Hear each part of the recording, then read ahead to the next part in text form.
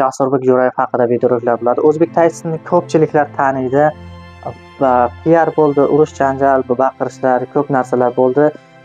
Odilxon bilan viza tashlab 2 yillar davom etdi. 2 yildan ham past uzoq davom etdi, lekin shu nima bo'lganda ham Octagon ligadan 68-turnirda jang aniqlangan edi va shuningdek Odilxon Kamolov buni. Assalomu alaykum barcha aziz tomoshabinlar, siz Oydin kanaldasiz. Kanalimda ko'rib turganidan xursandman. Bizni shu kungacha xato kamchiliklarimizni videorolikda ko'rib turib, kechirib, chiroyli kommentariyalar yozib, layklar bilan ayamasdan qo'llab-quvvatlab kelayotgan barcha obunachilarimizga rahmat qilamiz. Bundan buyog'iga ham qo'llab-quvvatlashda davom etsanglar, xudo xolasa sizlarga yaxshi videoroliklarni, ko'ngillarni ko'taradigan videoroliklarni chiqarib borishga harakat qilamiz. Aka-ukalar, bugungi videorolikimiz esa O'zbek Tayson, ya'ni Jasurbek Jo'rayev haqida videoroliklar bo'ladi. O'zbek Taysonni ko'pchiliklar taniydi va PR bo'ldi, urush janjal, baqirishlar, ko'p narsalar bo'ldi.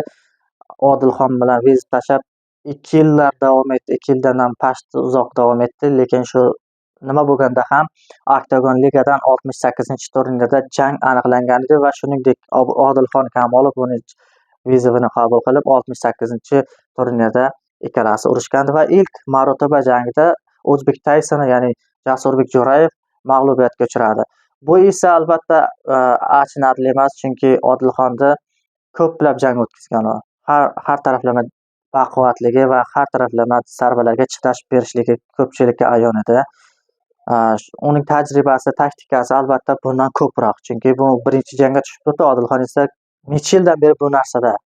Buni albatta YouTube kuzatuvchilar va barcha obunachilar ham bilardi va shuningdek bundan qolganiga, bundan buyog'i albatta omad tilab qolamiz har biriga.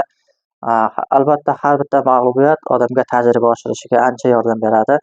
Shuningdek 68-turnirda mag'lubiyatga uchragan Taysonga esa 71-turnirda 17-aprelda bo'lib o'tadigan 71-turnirda O'zbek Taysonga jang berildi. Shuningdek, sizlarga endi qiziqmi shuning kim bilan jang qilishligi? Albatta har bittasiga kim bilan jang qilishdan qat'iy nazar omad tilab qolamiz.